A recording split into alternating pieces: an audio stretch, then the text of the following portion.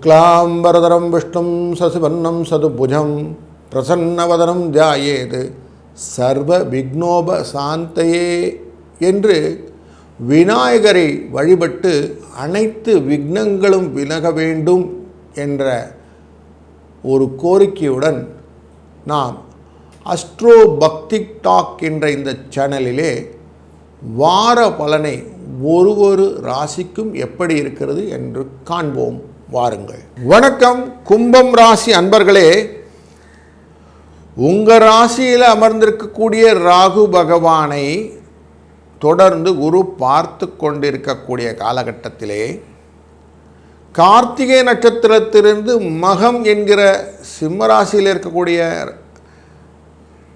நட்சத்திரம் வரைக்கும் செல்லக்கூடிய சந்திர பகவான் இருக்கிறார்.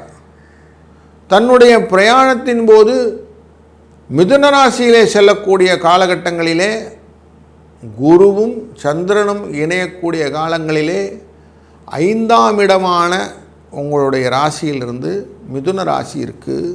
அங்கே சேரனால குரு சந்திர யோகம் உங்களுக்கு லாபத்தை பெற்றுத்தரும். மனதில் இருந்த குழப்பங்கள் தீரும்.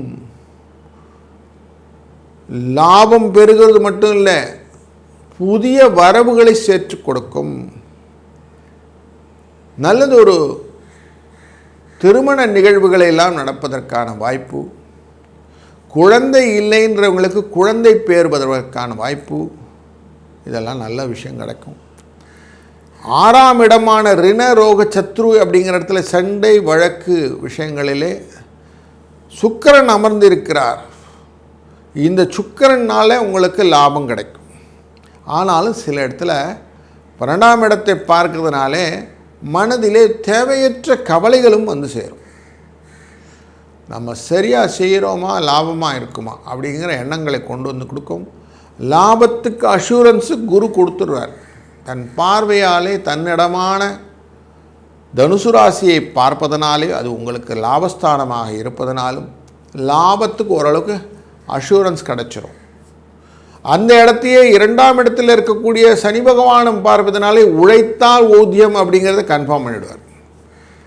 இப்போது உங்கள் ராசியினுடைய அஷ்டமஸ்தானமான கன்னிராசிக்குள்ளர சூரிய பகவானும் புத பகவானும் சேர்ந்து அமர்ந்திருக்கிறார்கள். இந்த அஷ்டமம் அப்படிங்கிறது உடலிலே அசதியை கொடுத்துவிடும். மனதிலே தேவையற்ற பயங்களை கொடுக்கக்கூடிய சூழ்நிலையை புதனும் கொடுப்பார். இவரை சனி பகவான் பார்க்கிறார் 2ஆம் இடத்திலிருந்து. 2ஆம் இடம் ஏற்கனவே உங்களுக்கு மனதிலே குழப்பங்கள், மருத்துவ செலவுகள் அப்படின்னு சொல்லியிருக்கும். அதனால் மருத்துவ செலவுகள் வருவதற்கான வாய்ப்பு இருப்பதனாலே கொஞ்சம் எச்சரிக்கையாகவும் இருக்க வேண்டும். குடும்பத்தில் யாருன்னா உடம்பு முடியலைன்னா உடனே நோய் முதல் நாடின்னு முதல்ல அவங்களுக்கு டக்குன்னு அட்டன் பண்ணி முடிச்சுருங்க. பெருசாக வளர விட்டு அதுக்கப்புறம் பண்ணாதீங்க. அவங்கள உடனே அட்டன் பண்ணிட்டு போகிறது நல்லது. எல்லாருக்கூடையும் நான் அன்பாக இருப்பேன்றது கரெக்டான மேட்டர். அதுக்காக எல்லாருக்கூடையும் பேசாமல் இருப்பது ரொம்ப தவறுதல். அதனால் எல்லாருக்கூடையும் பேசி அன்பாக போகிறது உங்கள் வாழ்க்கையில் நல்லபடியாக ஒரு சூழ்நிலையை க்ரியேட் பண்ணி கொடுக்கும். ஞானம், கல்வி, செல்வம், பகுத்து ஆய்ந்து செய்யக்கூடிய காரியங்கள், இப்படி ஒரு நல்ல ஒரு பைஃபர்கேஷனை வளர்த்துக்கோங்க. இதனால் உங்கள் வீட்டில் எல்லாம் சந்தோஷமாக இருப்பதற்கான வாய்ப்புகளை நீங்கள் ஏற்படுத்தி கொடுத்து விடுவீர்கள். முக்கியமாக தொலைத்தொடர்பு சம்பந்தப்பட்ட வேலைகள் இருப்பவர்கள் கொஞ்சம் லாபத்தை சம்பாதிக்கக்கூடிய சூழ்நிலை இந்த வாரத்தில் உண்டு. உங்கள் communication properly get communicated to others. அதனால் you will get benefit out of it.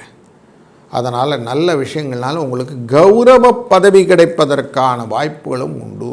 உங்களுக்கான ரெகக்னேஷன் கரெக்டாக இருக்கும்.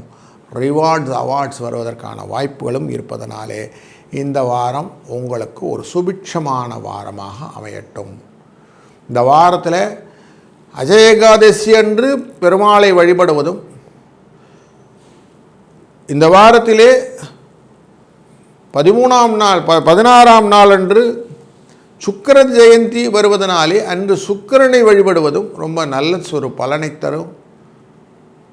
மகாலய அமாவாசை அன்று நீங்கள் செய்யக்கூடிய தான தர்மங்கள் உங்கள் வாழ்க்கையிலே நல்ல வழிகாட்டுதலாக அமைந்து மேன்மேலும் பலத்தையும் நலத்தையும் பெற்றுத்தரும். இந்த வாரம் ஒரு சுபிட்சமான வாரமாக அமையட்டும். நல்லது நடக்கும், நல்லதே நடக்கட்டும். வாழ்க வளத்துடன். வணக்கம் மீனம் ராசி அன்பர்களே. உங்கள் ராசிக்குள்ளே இருக்கக்கூடிய சனி பகவானை சூரியனும் புதனும் 7ஆம் இடமான கன்னிராசியிலிருந்து பார்க்கக்கூடிய வாரம் இது.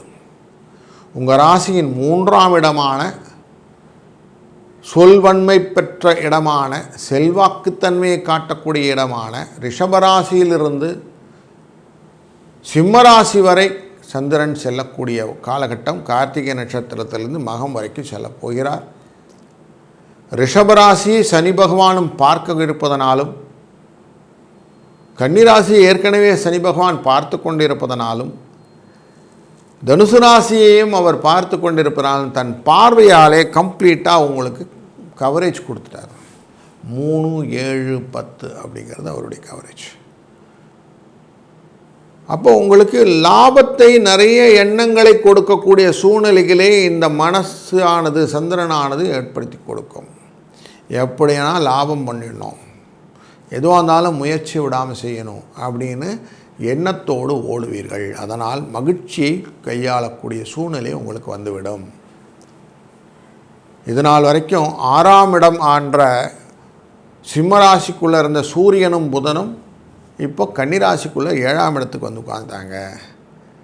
சூரியனாலே வரக்கூடியது அலைச்சல்கள் ஜாஸ்தி இருக்கும், சூடு அப்படின்னு சொல்லுவோம். இது மாதிரி ஓடி ஓடி உழைக்கணும்னு வாங்கல, அது மாதிரி ஓடிக்கிட்டே இருக்கக்கூடிய சூழ்நிலையில் நிறைய இருக்கும். புதன் 7ஆம் இடத்தில் அமர்வதனாலே நல்ல ஒரு சுகங்கள் கிடைப்பதற்கான வாய்ப்பு, அயன சயன போகங்கள் வருவதற்கான வாய்ப்புகள் நிறைய இருக்கும். கலத்தரத்துடன் இணக்கமான சூழ்நிலைகள், கருத்து வேறுபாடு இல்லாத சூழ்நிலைகள் உருவாகும். தொழிலிலே ஒரு இணக்கமான சூழ்நிலை, புதுசாக கிரியேட் பண்ணக்கூடிய ஐடியாஸ் எல்லாம் நிறைய எக்ஸ்ப்ளோர் ஆகும். யோசித்து நிதானமாக செய்யக்கூடிய எண்ண ஓட்டங்கள் வர ஆரம்பிக்கும். சனியின் பார்வையும் அதற்கு துணை செய்யும். நுணுக்கமான விஷயங்களெல்லாம் ஆராய்ந்து செய்யக்கூடிய விஷயங்களெல்லாம் செய்வீர்கள். தொழில் ஸ்தானத்திலே உங்களுடைய லாபத்தை பெறுவதற்கான வாய்ப்புகளை குரு பகவான் ஏற்படுத்தி கொடுப்பார். முக்கியமாக இந்த தொடர் தொழில் விஷயங்கள்லாம் இருக்கும். ஃப்ரெண்ட்ஸு மூலிமா செய்யக்கூடிய விஷயங்களில் சில சிக்கல்கள் வரும், அதை மட்டும் கொஞ்சம் எச்சரிக்கையாக பார்த்து கொடுங்கள். குடும்பத் தொழிலில் இருக்கக்கூடியதெல்லாம் ஓகே ஆகிடும்.